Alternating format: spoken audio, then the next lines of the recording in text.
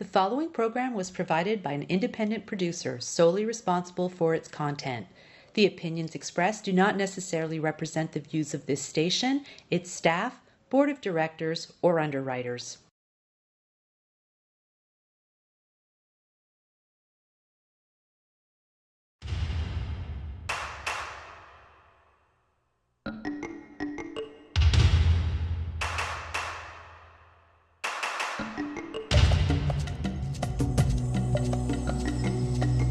Erik, are you planning to work in stone or metal? Or? Stone. Stone, okay. But it will be an adventure because I never worked in stone before. So. Oh boy!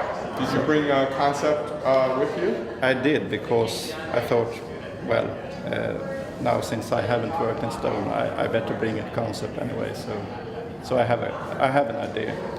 I hope we're going to be able to make it realize it. All right. Erik, some of your work is up here for display, and I just thought you might want to describe a little bit to us, if you wouldn't mind. Mm-hmm. Right.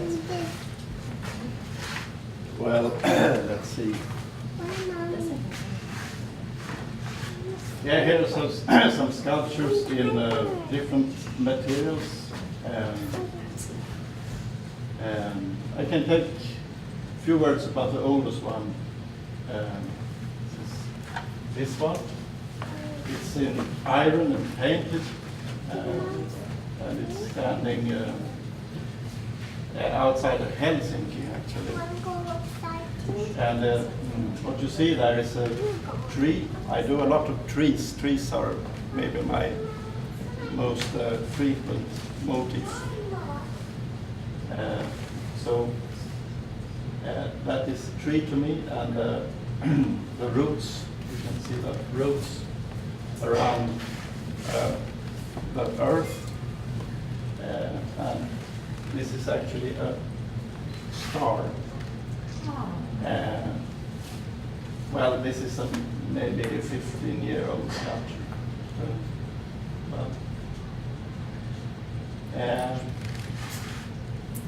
What is it about the trees that talk to you? What do the trees bring out in you? Yeah, I think about that a lot, and I'm still trying to get a good answer.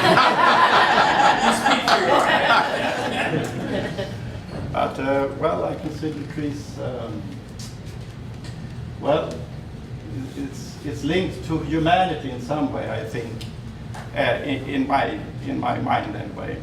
So well, those two things are connected, and it's something that grows. Well, and the way of the tree, the way of humanity needs to, well, things have to link and work together. So that's few words about it. Well, thank you very much for sharing a little bit with us there. All right, very good.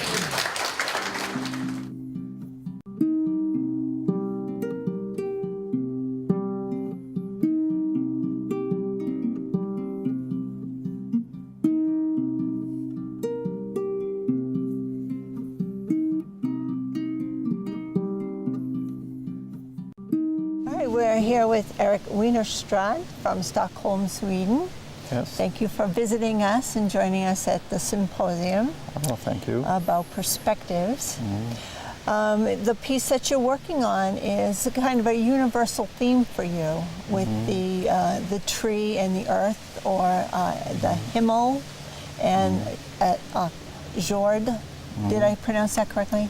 Yes, that's good. So it's the sky and the earth, and the humanity that lives in between. It's a message that you leave around the world at different places, and we're happy to have that message here. Thanks.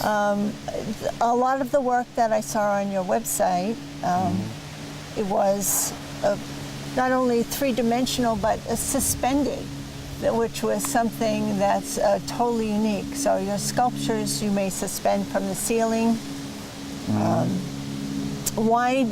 That is a brilliant kind of presentation. Why did you choose to do a suspended sculpture like that? It just happened. It's well, It's a bit difficult, I think, to explain, but I maybe look upon the theme or the motive as having no real up and down. I see. And in that way, it often feels good to just have it floating in the air. So it's important to see it from 360-degree view. Yes, yes. And how important is the lighting on such a piece that's suspended like that? Because your lighting changes, you're casting shadows. Yes. Is that part of your concept also? Well, it's important. I've noticed that sometimes the lighting is very good and and does good things for the piece, and sometimes it's not working at all. It depends a little of what kind of situation you are in, if they have the good equipment or haven't good equipment. So I try to work it out, and it takes a certain amount of time to get it right. Oh, sure. So- And the viewing is spatial. It's kind of like the space that the piece is in, and then the space that the viewer is in as well. I see a lot of the pieces of your work that speak to the elements and the earth. You do two-dimensional work also with your lithographs, with the same Yes. kind of message about nature, the earth, and kind of a longevity. And you express yourself in poetry to put context. Yes. So how do you communicate that poetry to your clients, your people? In different ways. Sometimes it is integrated in an exhibition or an installation in some way, maybe wooden letters on the wall or carved in stone. Oh, okay. And I have had other solutions also. Sometimes just in a book, or sometimes during the exhibition I have a reading session. Oh, nice. So, very nice. yes. So spoken and visual. Yes. That's a very Yes. versatile artist. You've done castings, bronze and aluminum, many of your pieces. The technology that you're learning here, the granite that you're working with, the cutting tools, have you worked in stone before? Or? no, this is first time, and I'm very happy to. I found that I really like working with stone. Oh, no kidding. Yes.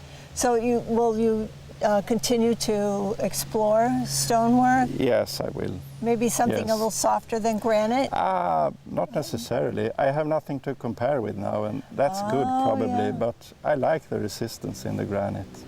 Very good. So you may take something home with you as well as leave Absolutely. your sculpture behind. Yes. In the design that you're making, the tree and the roots, you have two people representing humanity in there. Yes. Is that a common theme? Why does that resonate with you so much? Well, I've depicted trees been painting trees and make sculptures of trees for maybe 25 years, and it's something. It's something that that grows and lives. So therefore, it's a very I don't find the word. Thankful. Sorry. I don't want to get your message wrong, so I don't want to offer any words. I've used it for a long time, but anyway, as I have been developing this motif, it has, in a way, grown inside of me also, so that I nowadays think about it as many things, but for one thing, it's the beauty of life, and that for me that equals humanity in man. That is the same thing All in my mind. Connected, yes. And also while I've been working on it here, the thought came to mind that the tree stands for community. That's maybe another way to putting it, but anyway. I see that in your stylized tree where you have it kind of almost embracing the earth, that it comes down like a shelter or an umbrella, and it kind of embraces that. Yes, it's like a mother to the children, to the So Mother Nature. to mankind. Yes. Yes. Yeah, very good. Kind of. And rooted in the earth, so it's solid, it's ongoing, it's thousands of years old. Yes, and the roots are a very important part of the motif. In this piece, the roots actually surrounds the sky. Yes. So the roots are, maybe the main motif actually in this piece. It gives you that infinity that of time that goes around. Yes. Very good. I had another question and I can't think of it.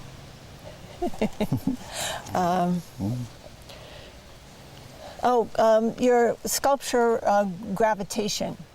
So again, another element of nature. Yes. And I see that in your lithographs. So I love the fact that your motif that you're making now with the tree and the earth is going to be nestled here in the forest at Andres Institute, among the trees in the forest.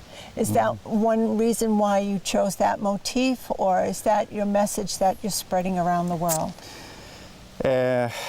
Maybe it seemed appropriate, but it's also something that I found representative for what I'm doing. So that was maybe the most important thing for me to choose this motif, I think. Very good. So, Very good. oh. So you're grinding away at your rock, you're chipping away, learning new technology. Yes. Far different from pouring bronze or aluminum. And this certainly won't be suspended from anything. And did you choose the site with where the sculpture will be placed with some care? And what was your thought on choosing that? Yes, I was shown maybe 3 different spots, and I immediately felt for this spot that they showed me for some reason. And I think it's because it has,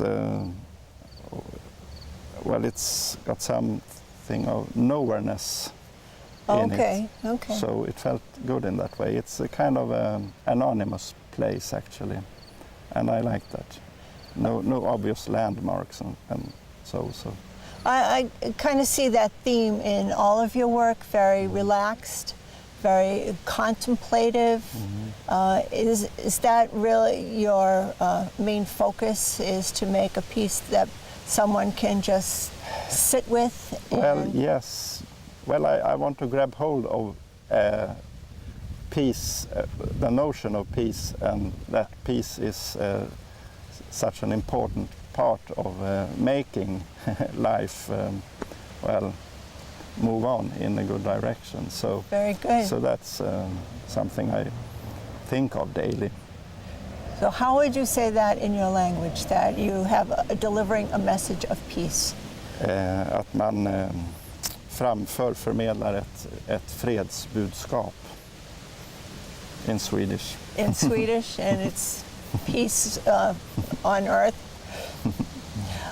So your piece not only will speak Swedish when you're done, because it's the signature of the artist, but also it's a universal language, one that you leave behind. How many places have you put your work? In Europe, just in Stockholm, in Sweden? Stockholm, Finland, well, maybe about 10 places in Europe. In Europe? Yes. Okay, so it's your first time crossing the ocean to leave a message here? To leave a message, yes. I crossed the ocean before, but never this is the first time in a symposium.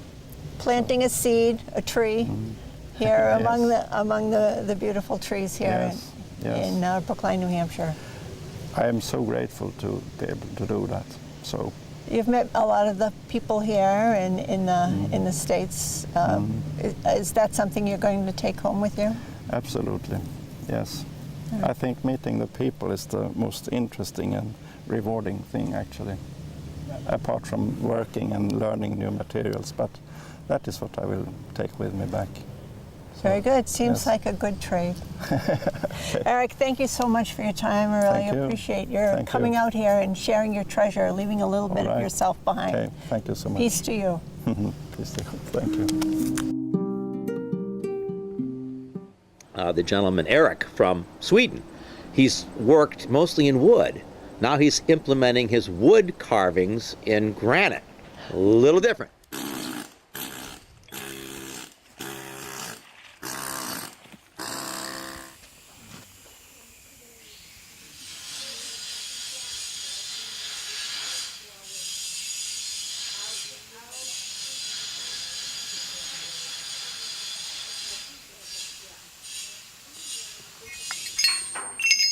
So you're already familiar with this, and I talked to you about probably plunging in here and making cuts and then knocking that off and thinking of these troughs. I don't know where your model went. Oh, there it is. To try to make those forms. Obviously, you can't. Another thing you can do is you can put the blade on to see what it's going to do. You know, like where it's going to touch and how to get into an interior space. Or this kind of thing where you know you're going to have to travel.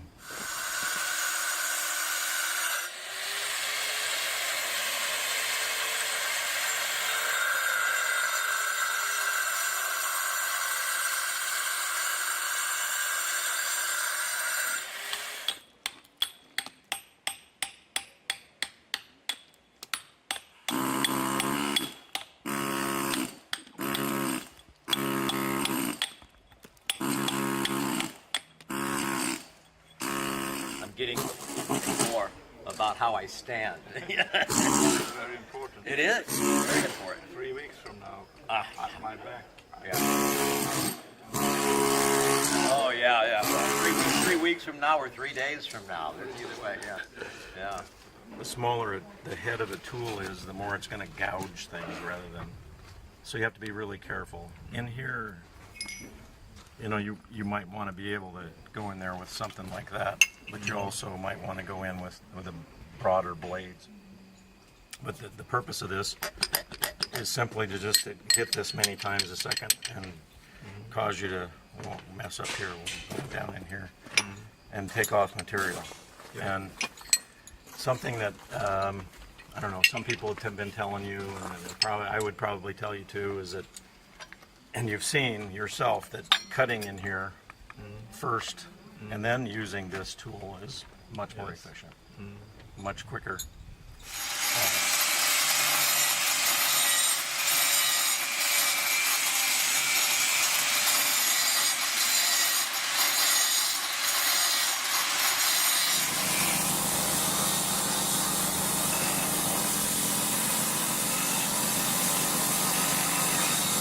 So if you see the contrast of rough stone and this, so you might want to do that. It's up to you. But it's your piece. You do what you want. These are options. It's like giving you the lesson in cutting the stone, splitting, so you know what you can do.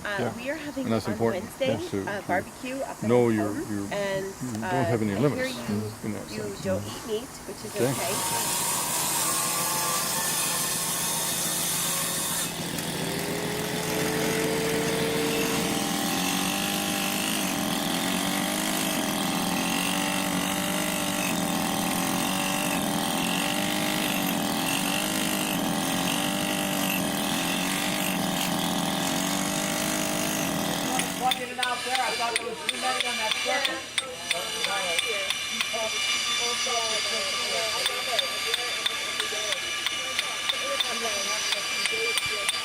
What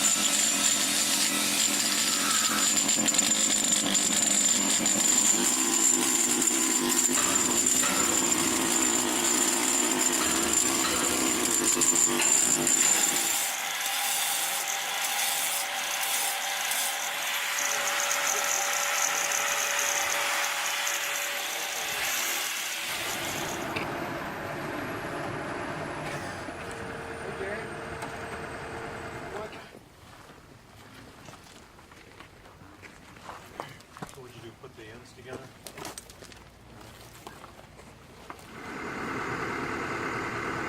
Zero gravity. That's a little better than third time. This one, I think.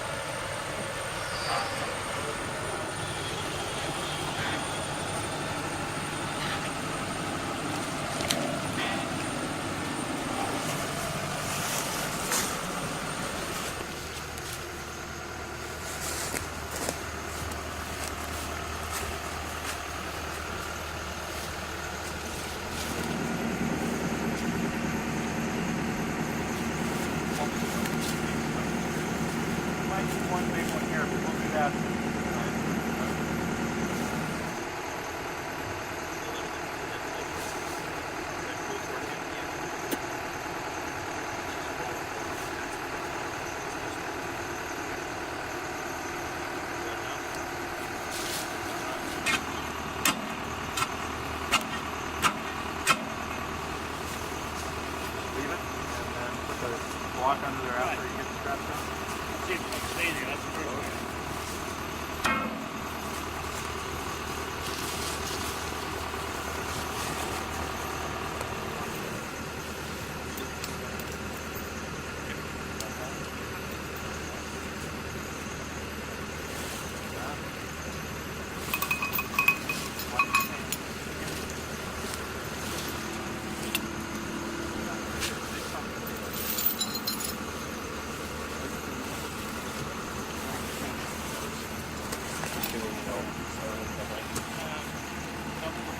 Yep, hold on. Double up here? Yeah, it's right over there on that side of it. Hold on. If you want to adjust it tomorrow, we can. We can do it with bars, and if we lift what is back here.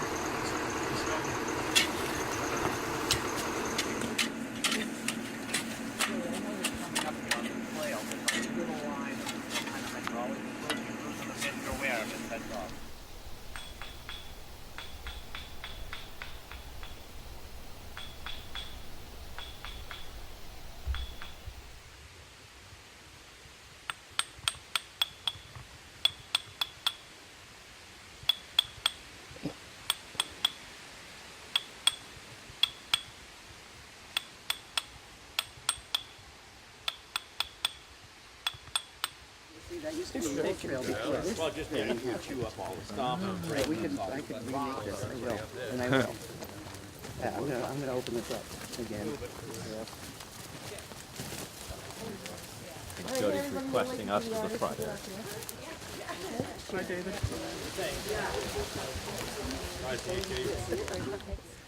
All right, well, good afternoon and welcome to the 18th annual Sculpture Symposium closing ceremonies for the Andres Institute of Art.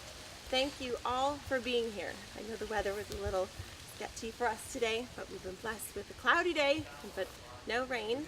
And it is my honor to present Paul Andres to give a little history of the mountain for us.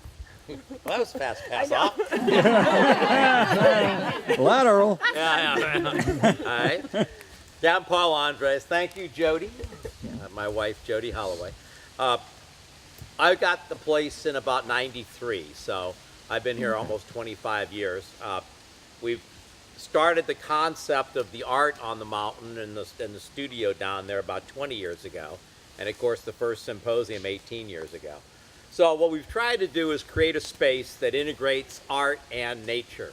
That's one John Weidman, my co-founder, which, by the way, Nadia, he said to tell you he went home to change his clothes. So if you're looking for him, that's where your husband is. Said John and I had the concept of the Art Institute, which in its original concept was art for artists. It was an educational organization. We were there to create an environment where artists could come out and do new things. They could work in new materials. They could use new tools and technologies. And as part of that, we came up with the symposium concept. And then suddenly there was all the output of the symposium, which was the art. And then we had to come up with a concept of what to do with that, and the sculpture park was born. The philosophy is to scatter the art out in rooms like this. The artist chooses an area that meets their concept of how they want their art to be presented. We open it up along with them and taking out trees, and then connect it with paths to the past, to the other art. And hopefully the concept would be that you find a work of art, and when you're standing at one work of art, you look around and you go, oh, there's another one over there. And you walk to that one, and the next one, and the next one. So it continues to draw you forward and into the artwork. Thank you folks all for coming, and we hope that if you haven't gone out and seen all the art on the property, you'll spend a few hikes and do that. We are open 365 days a year, dawn to dusk, no charge admission. Ski it, snowshoe it. There's one snowmobile trail across the property. Use it. It's here for your use. I'll turn it back over to Jody to introduce the artist. Over the 18 years of the symposium, we've collected over 80 sculptures. And it now leads us to having 3 more sculptures on this mountain. This I'll present to you is from our Swedish artist, Erik Wennerstrand, and it is called, pardon me, Very neat. The Tree and Ball of Heaven.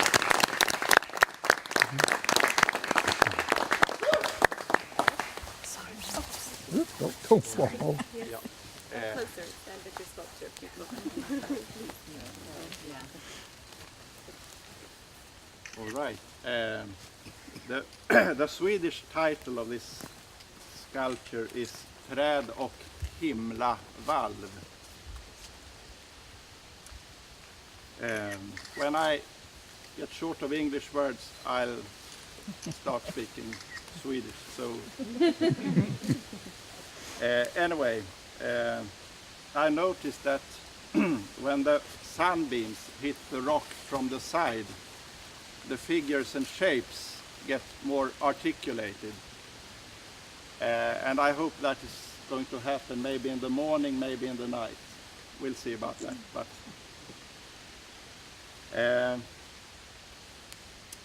the reason for making this sculpture was that I wanted to meditate on an idea or a thought in which the tree, heaven that is light, human beings and the root participate.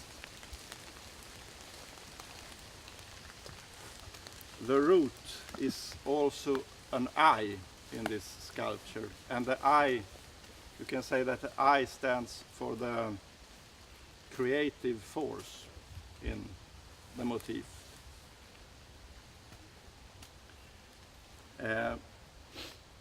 The eye or the root also extends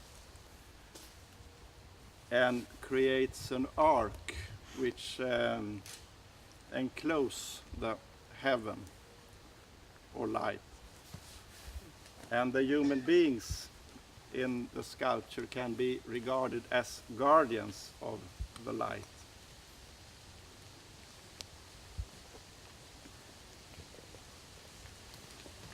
The tree is the creation of the eye, its perspective. The tree can also be seen as the beauty of the world, and in my mind that equals humanity in man. A thought came to mind while I was working on the stone that another word for this that the tree represents is community. This quality or this something that we all share and carry together.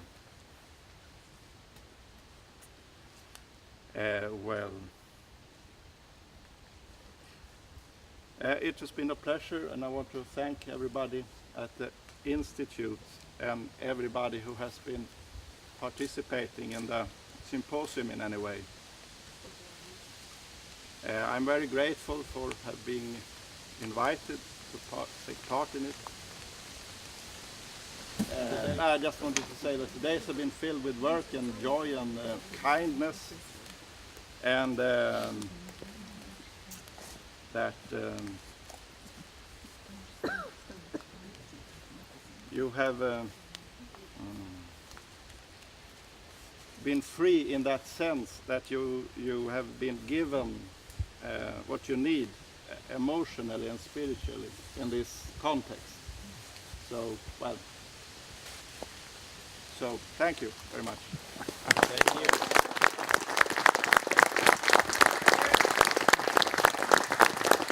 We are very grateful for you have been here as an artist with us and to receive your piece.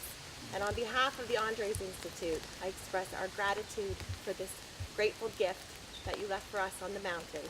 We promise to take care of it and to share it with the community forevermore. Some of you may know, but we have a quarry that was once a working quarry here on the property, and our sculptors went down to the quarry when they first got here, and they chose the stone that meant something for them to sculpt, and this is the stone Erik chose, and it's here now on the mountain as a sculpture. And this is some water from the quarry, and I'd like to christen your sculpture to be here on the Big Bear. Right. Would you like to?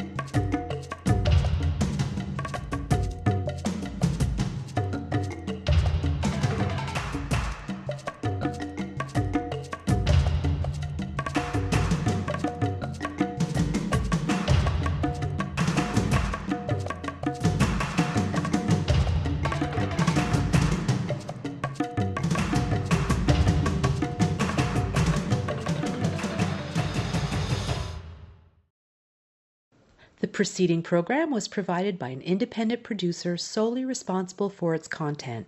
The opinions expressed do not necessarily represent the views of this station, its staff, board of directors, or underwriters.